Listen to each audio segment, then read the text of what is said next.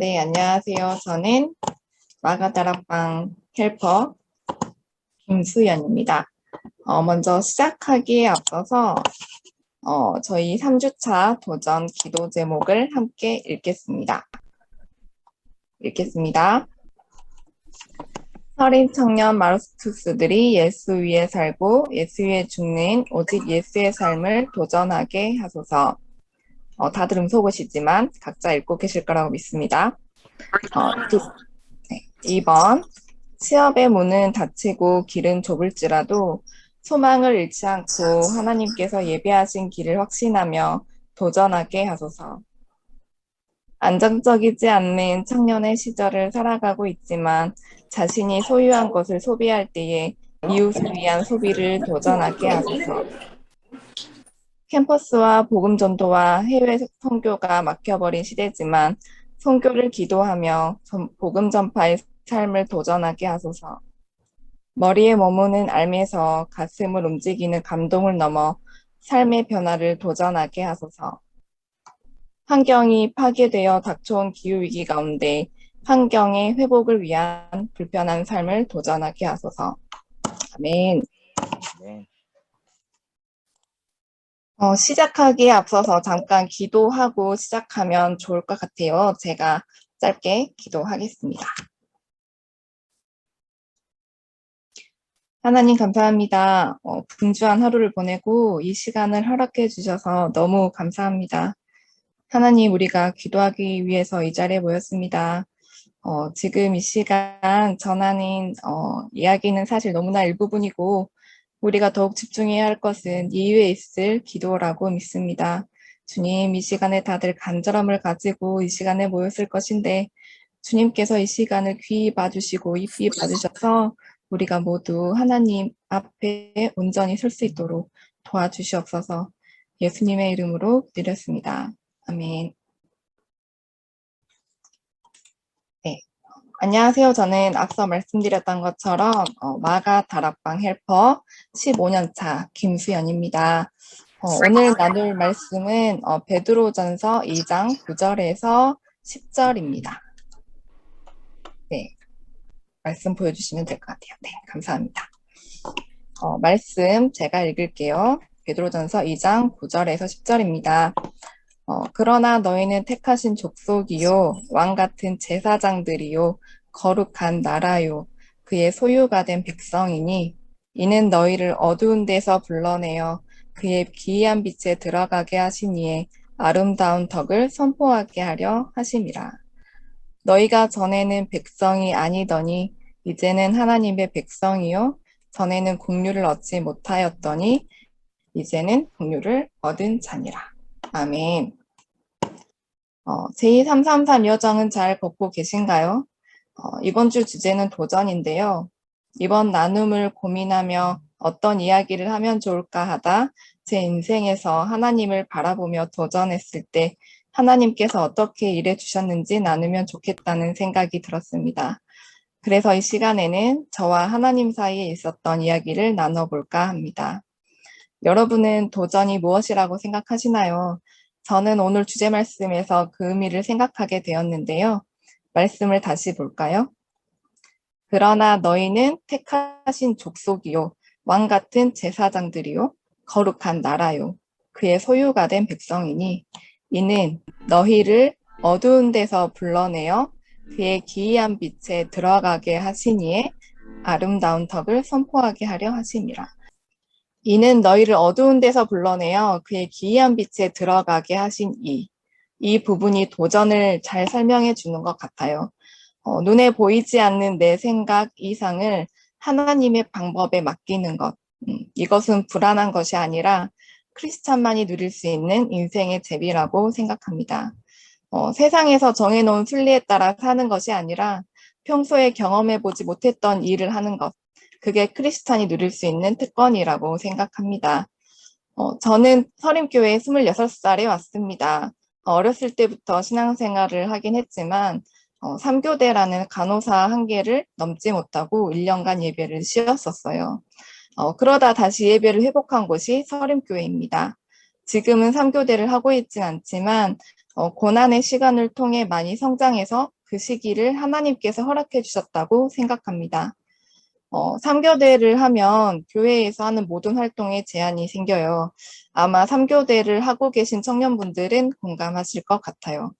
예배도 지정된 시간에 못 드리고 공동체 생활이나 사역에도 깊이 참여하지 못하게 됩니다. 그러다 12주간 12명이 토요일 저녁 7시 30분에 모이는 훈련이 있었어요. 그 훈련에 너무 꼭 참여하고 싶었습니다. 이 교육은 한 번이라도 빠지면 교육 수료를 못하는 교육이었어요. 서클 12이라는 교육인데요. 그때만 하고 그때 이후로는 안 했던 교육이라 사실 지금 계신 분 중에는 많이 기억을 못 하실 거예요. 3교대 근무라 12주간 똑같은 시간에 참석한다는 것은 사실 불가능에 가까웠습니다. 그래도 도전해보고 싶었어요. 그렇게 교육에 참여했고 그 시간들이 너무 재밌었고 유익했어요. 과연 제가 12주 교육을 완주했을까요? 너무 신기하게도 12주의 교육을 한 번도 빠지지 않고 12명 중 마지막 남은 3명의 제가 있게 되었습니다. 이거는 따로 근무 신청을 한 적도 없었고, 사실 제가 정말 아무런 노력도 하지 않았어요. 당연히 12주 동안, 근무와 교육 시간이 안 맞는 날도 있었어요. 그럴 때는 목사님께 따로 말씀드린 게 아닌데도, 목사님께서 사정이 생기셔서, 쉬게 되었습니다. 이게 뭐 한 번이 아니라 좀 몇 번 이런 적이 있었어요. 이때 깨달았습니다. 하나님은 내 마음을 보셨구나. 중요한 것은 상황이 아니라 내 진심이고 그것을 보신 하나님께서 일하신다는 것이었습니다. 이것이 제가 신앙을 회복한 후 경험한 첫 번째 도전이었고 거기에 대한 경험이었습니다. 이 교육은 남들이 보기에는 별게 아닌 것처럼 보일 수 있고 이 일화 또한 소소하게 보일 수 있지만 하나님과 저와 사이에서는 매우 소중한 추억과 같은 일이었어요. 두 번째 저의 도전 이야기는 선교를 통해 경험한 이야기입니다. 신앙 회복 후에 3교대 근무를 그만두고 쉬는 시간이 생겼습니다. 다음 직장이 정해진 게 아니었기 때문에 좀 더 스펙을 쌓아놓아야겠다는 생각에 독서실도 끊고 남들이 다 뭐 하는 토익, 한국사 같은 공부를 하러 다녔습니다. 그러던 중 몽골 선교팀을 모집을 했습니다. 저는 선교에 별로 마음이 없었기 때문에 관심이 없었습니다. 어, 어느 날 교회에 왔을 때 서서 기도하는데 간사님께서 선교 신청서를 제 앞에 가만히 두고 가셨어요. 선교 같이 가자 뭐 이런 말씀을 하신 것도 아니었고 가만히 신청서를 두고 가시는 거예요. 그래서 한번 이제 기도는 해보게 되었어요. 그 신청서를 본 다음에. 근데 이제 기도하는 중에 내가 살면서 하나님께 온전히 시간적을 드린 적이 있었나? 라는 생각이 들었었고, 시간의 11조를 드린다는 생각으로 선교를 결단하게 되었습니다. 선교를 다녀오신 분들은 아실 텐데, 선교를 가기 전에 2, 3개월이 함께 많고 챙겨야 할 것도 굉장히 많습니다. 특히 총무를 맡게 되면서 수시로 선교 준비를 하게 되었어요. 다음 직장을 위해 독서실에서 공부는 하는데 선교 준비도 같이 하려니까 집중이 안 되더라고요. 이때 다시 결단했습니다. 처음에 결단한 것처럼 이 시간을 온전히 하나님께 드리자라고 다시 결단을 했어요. 그래서 공부하는 것은 접어두고 2, 3개월간 선교만 준비했던 것 같아요. 그렇게 선교는 은혜롭게 다녀왔습니다. 사실 저는 이 선교가 사실 선교를 가는 10박 11일은 굉장히 은혜롭고 그저 행복한 기간이라고 생각을 해요. 다만 가기 전에 그 2, 3개월이 진정한 훈련이 아닌가라는 생각을 했었고 지금도 그 생각에는 변함은 없습니다. 그래서 다음에 기회가 된다면 꼭 도전을 해보시는 것을 추천드립니다. 이렇게 은혜롭게 선교를 다녀오고 문제는 그 다음이었습니다. 선교 후에 제 삶이 남아 있었던 거예요. 취직을 준비해야 하는 이제 더 이상 놀 수 없는 그런 시기였죠. 이때 마음이 좀 조급해지기 시작을 했습니다. 그렇게 1개월이 지나고 3개월쯤 되었을 때 제가 전부터 가고 싶었지만 지역이 멀어서 생각을 아예 안 하고 있었던 곳에서 광주에서 일할 수 있는 자리가 나온 거예요. 이곳을 지원할 때 저는 다른 스펙을 쌓아놓지 않았기 때문에 오로지 제 경력만 제출하게 되었습니다.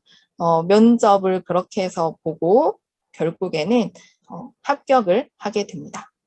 저와 같이 면접봤던 분들이 사실 저보다 경력이 많았던 분들이었어요. 너무 신기하게도 그 와중에 제가 합격을 하게 된 거예요.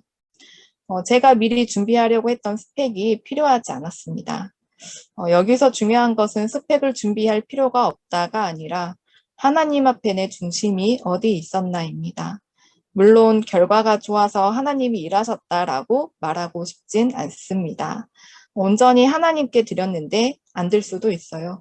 다만 내 마음이 진심이었고 하나님 앞에 모두 드린데 기쁨이 있었다면 그것이 또한 기쁜 일인 것 같아요. 선교를 준비하며 새로운 직장을 취직 후에 하나님께서 일하신 여러 가지 일이 있었지만 기회가 된다면 더 이야기하기로 하고 저의 두 번째 도전 이야기는 여기에서 마무리하겠습니다. 마지막으로 세 번째 도전 이야기는 최근 이야기인데요. 어머니를 전도했었던 이야기입니다. 저는 믿지 않는 가정에서 혼자 신앙생활을 하고 있었습니다. 그래서 집에서 기도하고 예배를 드린다는 것 자체가 어떤 것인지 잘 몰랐어요. 제가 신앙생활을 하더라도 집에는 제사가 있었고 저는 집안에서 좀 별난 아이였습니다. 주일이면 다들 이렇게 휴가를 가고 싶어 하는데 저는 꼭 교회를 가야 한다면서 저만 혼자 빠져서 교회를 왔었거든요.